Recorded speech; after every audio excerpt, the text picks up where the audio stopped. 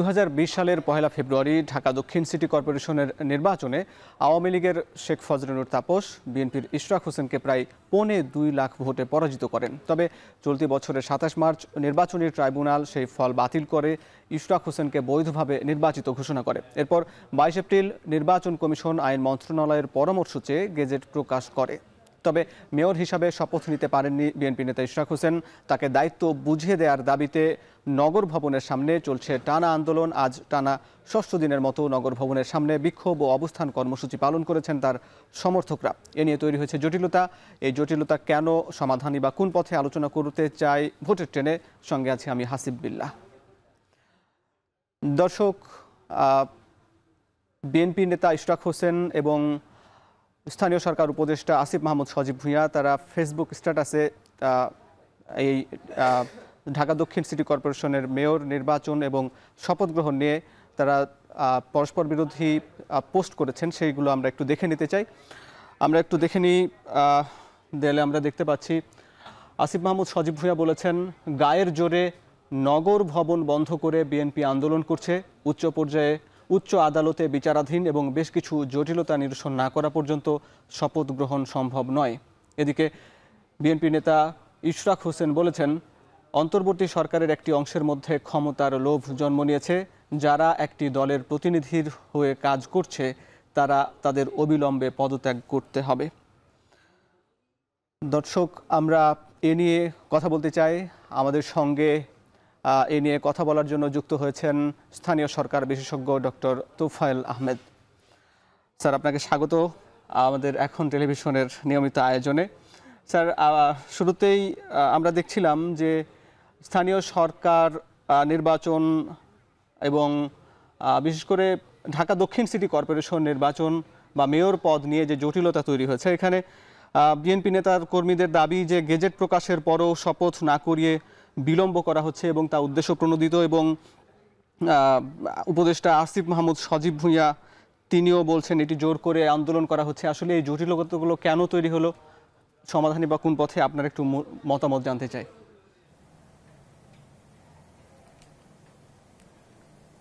না, ধন্যবাদ। আমি কিন্তু এই বিষয়ে কিছুই বলতে পারবো না। কারণ হচ্ছে বিষয়গুলো আমরা জানি না। প্রথম কথা হচ্ছে জনাব ইশরাক সাহেব মামলা করেছিলেন, মামলা আর্জি কী ছিল, এবং এখন এই যে সিটি কর্পোরেশন যে নির্বাচনটা হয়েছিল, যে মেয়র পলাতক মেয়র, সে মেয়রের মেয়াদ কতদিন আছে, আর মেয়াদটা কতটুকু অবশিষ্ট আছে, এবং এই রায় কি হয়েছে, রায়গুলো আমরা জানি না। কি ইলেকশন কমিশন কিভাবে কি সার্কুলার দিয়ে তাও জানি না। আবার শুনলাম যে উচ্চ আদালতে আপিল হয়েছে। তো এই সুতরাং এইসব বিষয়ে তো আসলে আমার জানা নেই। জি, তবে এটি যেহেতু বিচারাধীন বা এখানে আপিলের বিষয় ছিল, তার আগেই কি গেজেট প্রকাশ করতে পারে কিনা, গেজেট কেন প্রকাশ হলো, এখানে কোনো উদ্দেশ্য আছে কিনা, আপনি কি কোনো মতামত জানাতে চান?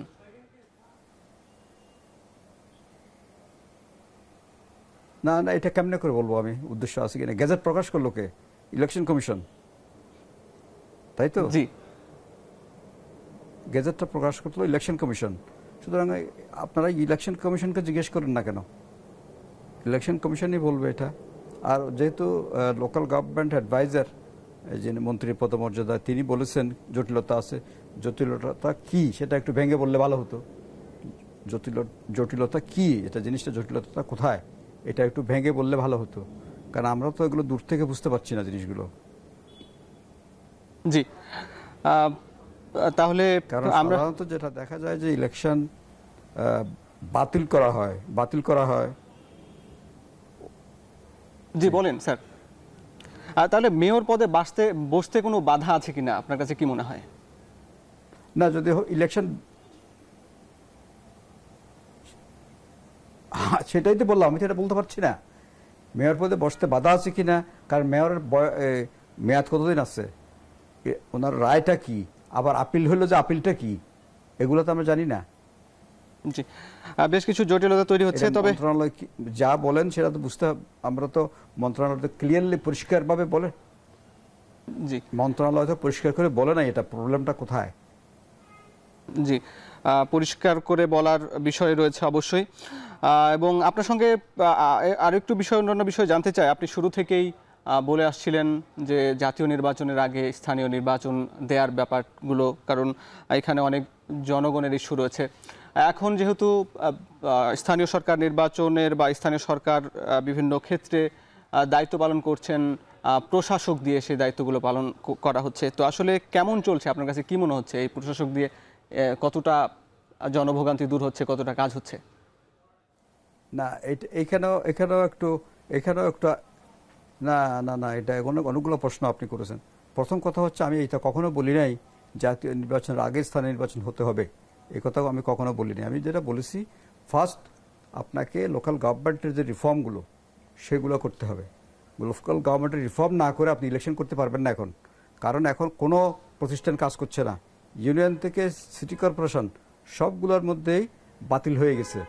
কোথাও হয়তো চেয়ারম্যান কাজ করছে ইউনিয়ন পরিষদে, কিন্তু অন্য কোনো প্রতিষ্ঠানে কোনো নির্বাচিত কেউ নেই।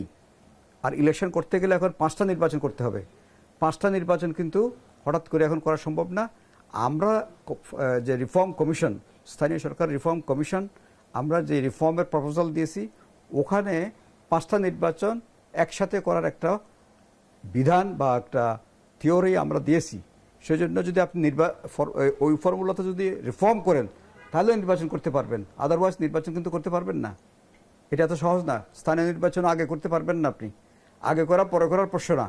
স্থানীয় নির্বাচন করতে পারবেন না, যেহেতু এটা করতে 5টা নির্বাচন করতে গেলে জাতীয় ভিত্তিক নির্বাচন, তখন কিন্তু অনেক সময় লাগবে।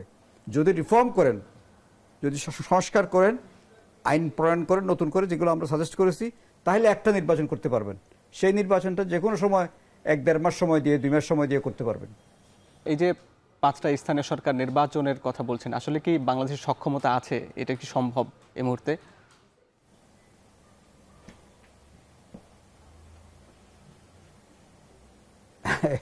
শুনেন, আপনার তো ভোটার ট্রেন, এটা কি এক্সপ্রেস ট্রেন না লোকাল ট্রেন বুঝতে পারছি না। হ্যাঁ, আপনার ট্রেন তো ভোটার ট্রেন তো আছে, ভোটার কি এটা এক্সপ্রেস ট্রেন না লোকাল ট্রেন? সক্ষমতার প্রশ্ন বাংলাদেশে কেন আসবে?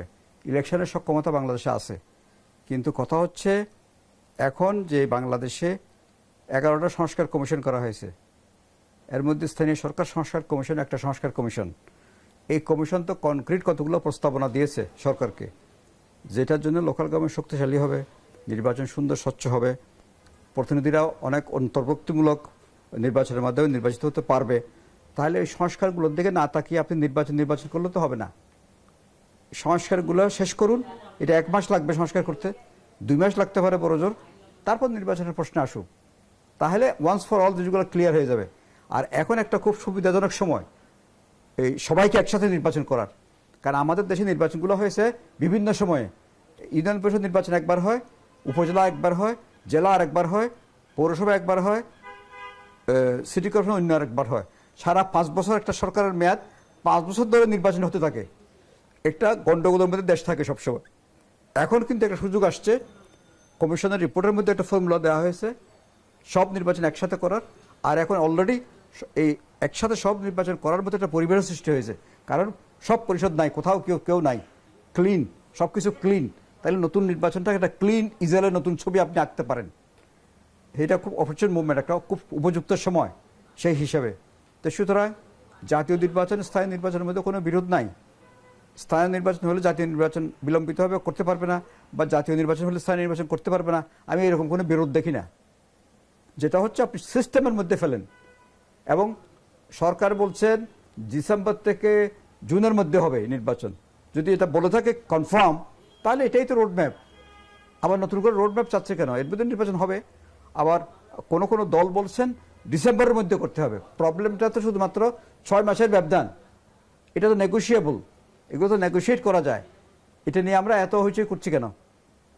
কারণ সরকার তো নির্বাচন করবে না, জানুয়ারি থেকে জুনের মধ্যে নির্বাচন করবে, সেটা তো বলে ফেলেছে এবং একাধিকবার অনেকবার বলেছে এটা। তাহলে এটাকে আমি বিশ্বাস করতে পারি না। আর যদি আমি আরো আগে চাই, আরো আগে চাচ্ছি কেন? জি, আপনি কি মনে করেন যে এই সরকারের অধীনেই স্থানীয় সরকার নির্বাচন করাও সম্ভব?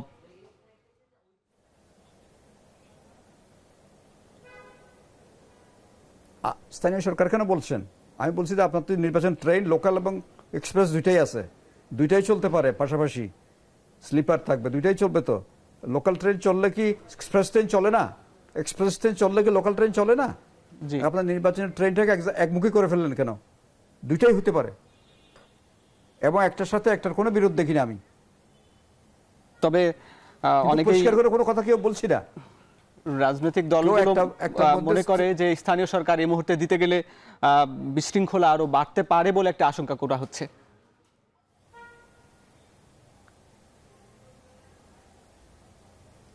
তাহলে জাতীয় নির্বাচন দিলে বিশৃঙ্খলা বাড়বে না? জাতীয় নির্বাচন বিশৃঙ্খলা হবে না? আমার তো মনে হয় জাতীয় নির্বাচন বিশৃঙ্খলা বেশি হবে। এগুলো লেম এক্সকিউজ। আমি কোনোটাতেই বিশৃঙ্খলা দেখি না। যে কোনো নির্বাচনই করেন আপনি, নির্বাচনের মতো নির্বাচন হবে। এই দেশে সবসময় কোনো সময় সুশৃঙ্খল নির্বাচন হয় নাই, বিশৃঙ্খলা হয়েছে। এই বিশৃঙ্খলার মধ্যেই নির্বাচন হবে এই দেশে। জি, আমরা দেখছি যে যত দিন যাচ্ছে অভ্যুত্থানের পরে সংস্কার এবং নির্বাচন নিয়ে বিভক্তি বাড়ছে রাজনৈতিক দলগুলোর মধ্যে, বিশেষ করে আবার সংস্কার ইস্যুতে বিভক্তি বাড়ছে। তো আপনার কাছে কি মনে হয় এই বিভক্তির সমাধান কোন পথে, এবং এই যে সংস্কারগুলোর বাস্তবায়নই বা কিভাবে সম্ভব, সহজ সমাধান কি আপনার কাছে একটু জানতে চাই।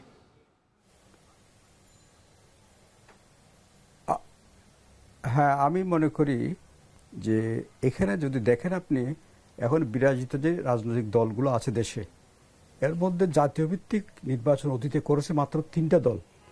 আওয়ামী লীগ, জাতীয় পার্টি, এদেরকে বাদ দিলে জাতীয় ভিত্তিক নির্বাচন করেছে এক বিএনপি, জামাত ইসলাম, আর হচ্ছে যে পীর সাহেবের পার্টি আছে একটা, কি নাম জানি, খেলাফত মজলিস বোধহয়। জাতীয় ভিত্তিক যাই ভোট পাক না কেন, জাতীয় ভিত্তিক নির্বাচন করার দল আমি এখন দেখতে পাচ্ছি এই 3টা। জি, ইসলামী আন্দোলন বাংলাদেশ। আর বাকি যারা আছে তারা অনেকে ইলেকশন করে নাই কোনো সময়, অনেকে করেছে লোকালে 2-1টা। হ্যাঁ, তাদের বাকিদের ইলেকশনের খুব একটা অভিজ্ঞতা নাই সরাসরি নির্বাচন করার, আছে কিছু, হয়তো খুব কম। তাহলে নির্বাচন নিয়ে যদি কোনো গন্ডগোল হয়, আশা করে, যেমন গতকালকে জামাত ইসলামী ঐকমত্য কমিশনের সাথে বৈঠকের পরে বলেছেন যে নির্বাচন এখনো অনেক দূরে, কিন্তু দেখা যাচ্ছে যে মাঠ দখল হয়ে যাচ্ছে।